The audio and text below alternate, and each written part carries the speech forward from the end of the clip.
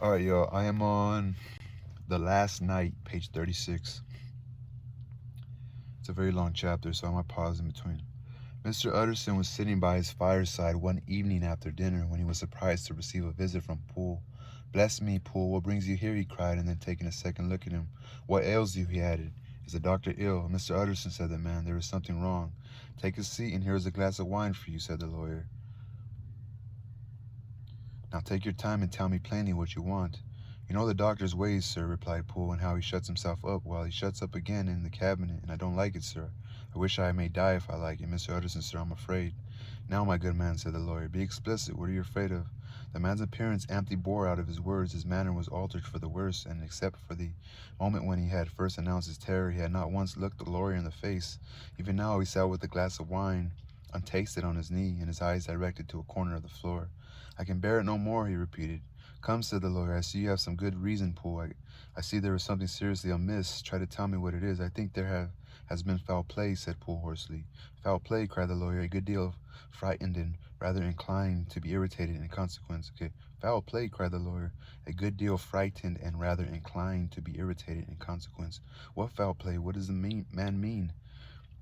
"I daren't say, sir," was the answer, "but will you come along with me and see for yourself?" Mr. Utterson's only answer was to rise and get his hat and great coat, but he observed with wonder the greatness of relief that appeared upon the butler's face, and perhaps no less that the wine was still untasted when he set it down to follow. You see, like it was a wild, cold, seasonable night of March, with a pale moon lying on her back as though the wind had tilted her, and a flying rack of the most diaphanous, diaphanous, and lawny texture. The wind made talking difficult and flecked the blood into the face. It seemed to have swept the streets unusually bare of passengers. Besides, for Mr. Utterson thought he had never seen that part of London so deserted. He could have wished it otherwise. Never in his life had he been conscious of so sharp a wish to see and touch his fellow creatures, for struggle as he might, there was borne in upon his mind a crushing anticipation of calamity. The square, when they got there, was all full of wind and dust, and the thin trees in the garden were lashing themselves along the railing. Poole, who had kept all the way a pace or two ahead, now pulled up in the middle of the pavement, and in spite of the biting weather, took off his hat and mopped his brow with a red pocket handkerchief. But for all the hurry of his coming, these were not the dews of exertion that he wiped away, but the moisture of some strangling anguish, for his face was white, and his voice, when he spoke, harsh and broken. "Well, sir," he said, "here we are, and God grant there be nothing wrong." "And God grant there be nothing wrong." "Amen," Poole said the lawyer. Thereupon the servant knocked in a very guarded manner. The door was opened on the chain, and a voice asked from within, "Is that you, Poole?" "It's all right," said Poole. "Open the door." The hall, when they entered it, was brightly lighted up. The fire was built high, and above the hearth the whole of servants, men and women, stood huddled together like a flock of sheep. At the sight of Mr. Utterson, the household broke into hysterical whimpering, and the cook, crying out, "Bless God, it's Mr. Utterson," ran forward as if to take him in her arms. What, are you all here?" said the lawyer peevishly. "Very irregular, very unseemly. Your master would be far from pleased." "They're all afraid," said Poole. Blank silence followed, no one protesting. Only the maid lifted up her voice and now wept loudly. "Hold your tongue," Poole said to her with the ferocity of assent that testified to his own jangled nerves. And indeed, when the girl had so suddenly raised the note of her lamentation, they had all started and turned toward the inner door with faces of dreadful expectation. "And now," continued the butler, addressing the knife boy, "reach me a candle, and we'll get this through hands at once." And then he begged Mr. Utterson to follow him, and led the way to the back garden. "Now, sir," said he, "you come as gently as you can. I want you to hear, and I don't want you to be heard. And see here, sir, if by any chance he was to ask you in, don't go." Mr. Utterson's nerves at this unlooked for termination gave a jerk that nearly threw him from his balance, but he recollected his courage and followed the butler into the laboratory building and through the surgical theater. With its lumber of crates and bottles to the foot of the stair. Here Poole motioned him to stand on one side and listen, while he himself, setting down the candle and making a great and obvious call on his resolution, mounted the steps and knocked with a somewhat uncertain hand on the red baize, B-A-I-Z-E, of the cabinet door. "Mr. Utterson, sir, asking to see you," he called, and even as he did so, once more violently signed to the lawyer to give ear, a voice answered from within, "Tell him I cannot see anyone," and said complainingly, "Mr. Utterson, sir, asking to see you." Thank you, sir, said Poole, with a note of something like triumph in his voice. Taking up his candle, he led Mr. Utterson back across the yard and into the great kitchen where the fire was out and the beetles were leaping on the floor. Sir, he said, looking Mr. Utterson in the eyes, was that my master's voice? It seems much changed, replied the lawyer, very pale, but giving look for look. Changed? Why, yes, I think so, said the butler. Have I been 20 years in this man's house to be deceived about his voice? No, sir, master's made away with. He was made away with 8 days ago when we heard him cry out upon the name of God. And who's in there instead of him, and why he stays there is a thing that cries to heaven, Mr. Utterson. This is a very strange tale, Poole. This is rather wild tale, my man, said Mr. Utterson, biting his finger. Suppose it were as you suppose, supposing Dr. Jekyll to have been while murdered.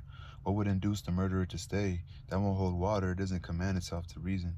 Well, Mr. Utterson, you are a hard man to satisfy, but I'll do it yet, said Poole. All this last week you must know him or it or whatever it is that lives in that cabin has been crying night and day for some sort of medicine and cannot get it to his mind.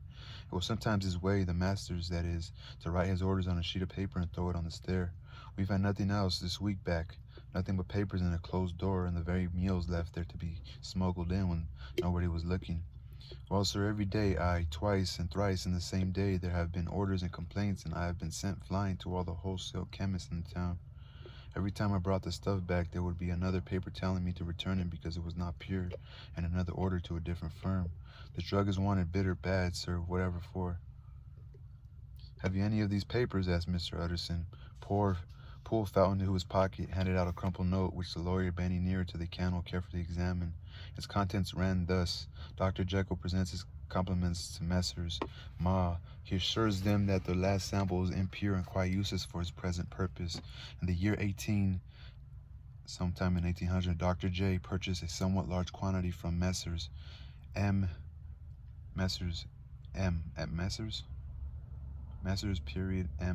now begs them to search with the most sedulous care. sedulous. We heard that word this the second time, sedulous care. And should any of the same quality be left, to forward it to him at once. Expense is no consideration. The importance of this to Dr. J can hardly be exaggerated. So far the letter had run composedly enough, but here, with the sudden splutter of the pen, the writer's emotion had broken loose. For God's sake, he added, find me some of the old. This is a strange note, said Mr. Utterson. Then sharply, how do you come to have it open? The man at Maw's was main angry, sir, and he threw it back to me like so much dirt, returned Poole. This is unquestionably the doctor's hand, do you know? Resumed the lawyer.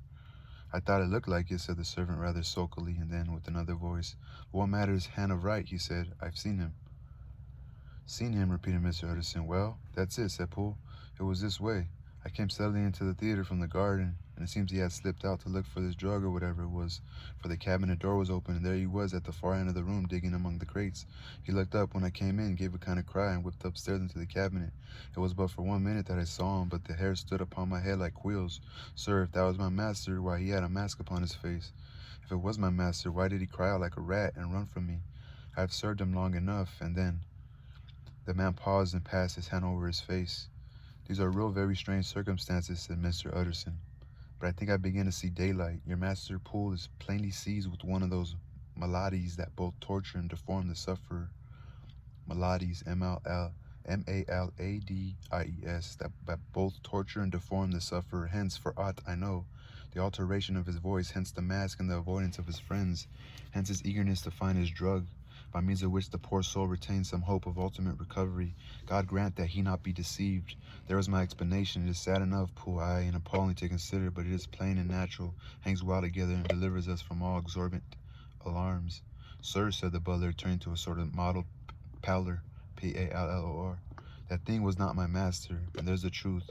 My master, here he looked round him and began to whisper, is a tall, fine build of a man, and this was more of a dwarf. Utterson attempted to protest. Oh, sir, cried Poole, do you think I do not know my master after 20 years? Do you think I do not know where his head comes to in the cabinet door, where I saw him every morning of my life? No, sir, that thing in the mask was never Dr. Jekyll. God knows what it was, but it was never Dr. Jekyll, and it is the belief of my heart that there was murder done. Poole, replied the lawyer, if you say that, it will become my duty to make certain, much as I desire to spare your master's feelings, much as I am puzzled by this note, which seems to prove him to be still alive. I shall consider it my duty to break in that door. Ah, Mr. Utterson, that's talking, cried the butler. And now comes the second question, resumed Utterson. Who is going to do it? Why, you and me, was the undaunted reply. That's very well said, returned the lawyer.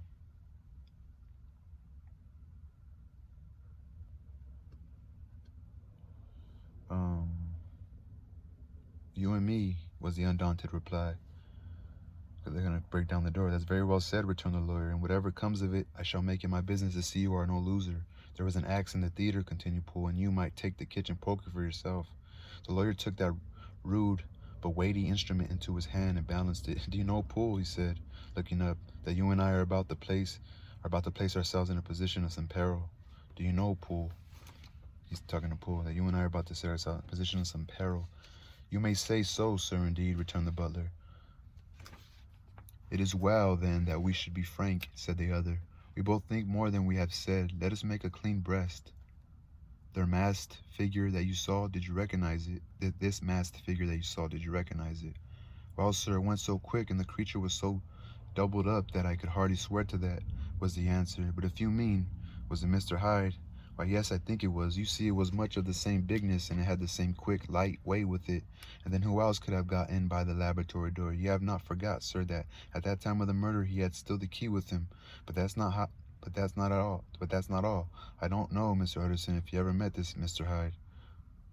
Okay, that was well, then we should be frank to the other. We both think more than we have said. Let us make a clean breast. This masked figure that you saw, did you recognize it? Well, sir, it went so quick, and the creature was so doubled up that I could hardly swear to that, was the answer. But if you mean, was it Mr. Hyde? Why, yes, I think it was. You see, it was much of the same bigness, and it had the same quick, light way with it. And then who else could not have gotten by the laboratory door? You have not forgot, sir, that at that time of the murder he had still the key with him. But that's not all. I don't know, Mr. Utterson, if you ever met this Mr. Hyde. Yes, said the lawyer, I once spoke with him. And you must know as well as the rest of us that there was something queer about that gentleman, something that gave a man a turn. I don't know rightly how to say it, sir. Beyond this, that you felt it in your marrow, kind of cold and thin. I own I felt something of what you described, said Mr. Utterson. Quite so, sir, returned Poole. Well, when that masked thing like a monkey jumped from among the chemicals and whipped into the cabinet, it went down my spine like ice. Oh, I know it's not evidence, Mr. Utterson. I'm book learned enough for that, but a man has his feelings, and I give you my Bible word it was Mr. Hyde. Said the lawyer. My fear is inclined to the same point. Evil, I fear, founded. Evil was sure to come with that connection. I believe you. I believe poor Harry is killed, and I believe his murderer, for what purpose God alone can tell, is still lurking in his victim's room. Well, let our name be Vengeance. Call Bradshaw. The footman came at the summons, very white and nervous. Pull yourself together, Bradshaw, said the lawyer. This suspense, I know, is telling upon all of you. But it is not our intention to make an end of it. Poole, here, and I are going to force our way into the cabinet. If all is well, my shoulders are broad enough to bear the blame. Meanwhile, lest anything should really be amiss, or any malefactor seek to escape my back, you and the boy must go around the corner with a pair of good sticks and take your post at the laboratory door. We give you 10 minutes to get to your stations. As Bradshaw left, the lawyer looked at his watch. And now, Poole, let us get to ours, he said, and taking the poker under his arm, led the way into the yard. The scud had blanked over the moon, and it was now quite dark. The wind, which only broke in puffs and draughts into the deep well of building, tossed the light of the candle to and fro about their steps until they came into the shelter of the theater, where they sat down silently to wait. London hummed solemnly all around, but nearer at hand, the stillness was only broken by the sounds of a footfall moving to and fro along the cabinet floor.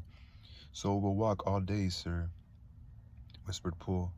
In the better part of the night. Only when a new sample comes from the chemist there's a bit of a break. It's an ill conscience that such an enemy to rest. Sir, there's blood foully shed in every step of it. But hark again a little closer. Put your heart in your ears, Mr. Utterson, and tell me, is that the doctor's foot? The steps fell lightly and oddly with a certain swing, for all they went so slowly. It was different indeed from the heavy, creaking tread of Henry JEKYLL. Utterson sighed. Is there never anything else? He asked. Poole nodded. Once, he said. Once I heard it weeping. Weeping? How's that? Said the lawyer, conscious of a sudden thrill of horror. Weeping like a woman or a lost soul, said the butler. I came away with that upon my heart that I could have wept too.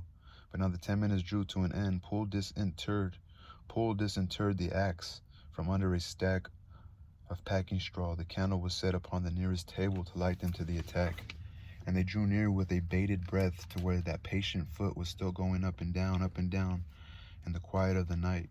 Jekyll, cried Utterson, with a loud voice. I demand to see you. He paused a moment, but there came no reply. I give you fair warning. Our suspicions are aroused, and I must and shall see you, he resumed. If not by my fair means, then by foul. If not of your consent, then by brute force. Utterson, said the voice, for God's sake, have mercy. Ah, that's not Jekyll's voice, it's Hyde's, cried Utterson. Down with the door, Poole. Poole swung the axe over his shoulder. The blow shook the building, and the red baize door leaped against the lock and hinges. A dismal screech, as of mere animal terror, rang from the cabinet. Up went the axe again, and again the panels crashed and the frame bounded. 4 times the blow fell, but the wood was tough and the fittings were of excellent workmanship.